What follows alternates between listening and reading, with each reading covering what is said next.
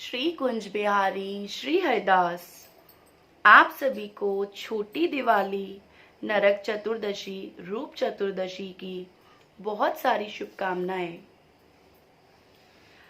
कार्तिक मास की कृष्ण पक्ष की चतुर्दशी, नरक चतुर्दशी एवं रूप चतुर्दशी छोटी दिवाली के रूप में मनाया जाता है।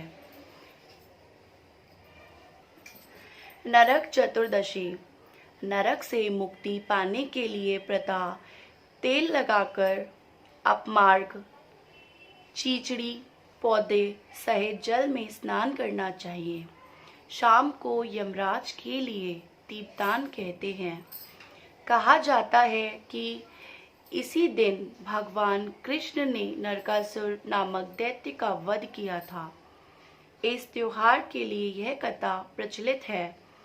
प्राचीन समय में रंती देवी नामक राजा हुए थे, जो पूर्व जन्म में एक धर्मात्मा थे, दानी थे।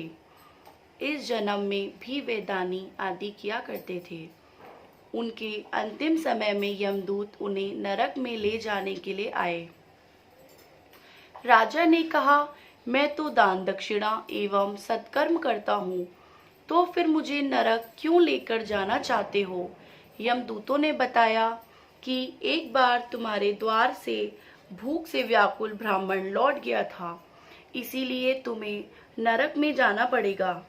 यह सुनकर राजा ने यमदूतों से विनती की कि मेरी आयु 1 वर्ष और बढ़ा दी जाए। यमदूतों ने बिना सोच विचार किए राजा की प्रार्थना स्वीकार कर दी। यमदूत चले गए। राजा ने ऋषियों के पास जाकर इस पाप से मुक्ति का उपाय पूछा। ऋषियों ने बतलाया, हे राजन, तुम कार्तिक मास की कृष्ण पक्ष की चतुर्दशी को व्रत रखकर भगवान कृष्ण का पूजन करना, ब्राह्मणों को भोजन कराकर दक्षिणा देना तथा अपने अपराधों को ब्राह्मणों को बताकर उनसे क्षमा याचना करना, तब तुम पाप से मुक्त हो जाओगे। ऋषियों के ऐसा कथन सुनकर राजा ने नियम पूर्वक कार्तिक कृष्ण चतुर्दशी को राजा नियम पूर्वक व्रत रखा और विष्णु लोक को चले गए। रूप चतुर्दशी, रूप चतुर्दशी को सर्व सौंदर्यशाली की कृष्ण की पूजा की जाती है। ऐसा करने से भगवान सुंदरता देते हैं। इस दिन संबंधित एक कथा है। एक समय भारतवर्ष में हिरण्य नामक नगर में एक योगीराज रहते थे।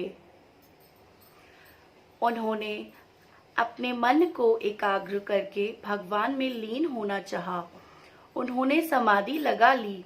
समाधि को कुछ ही दिन बीते थे कि उनके शरीर में कीड़े पड़ गए। आंखों को रोआ, बोहों पर और सिर के बालों में जुएं हो गईं। इससे योगीराज दुखी रहने लगे। उसी समय नारद मुनि वहां पधारे। योगीराज ने नारद मुनि से पूछा, मैं समाधि में था, परंतु मेरी यह दशा क्यों हो गई? तब नारद जी ने बताया, हे योगीराज, तुम भगवान का चिंतन तो करते हो, परंतु देह आचार का पालन नहीं करते, इसलिए तुम्हारी यह दशा हुई है। योगीराज ने देह आचार के विषय में नारद से पूछा। नारद जी बोले, देह आचार के विषय में जानने से अब कोई लाभ नहीं। पहले तुम्हें जो बताता हूँ उसे करो। देह आचार के बारे में मैं फिर बताऊंगा।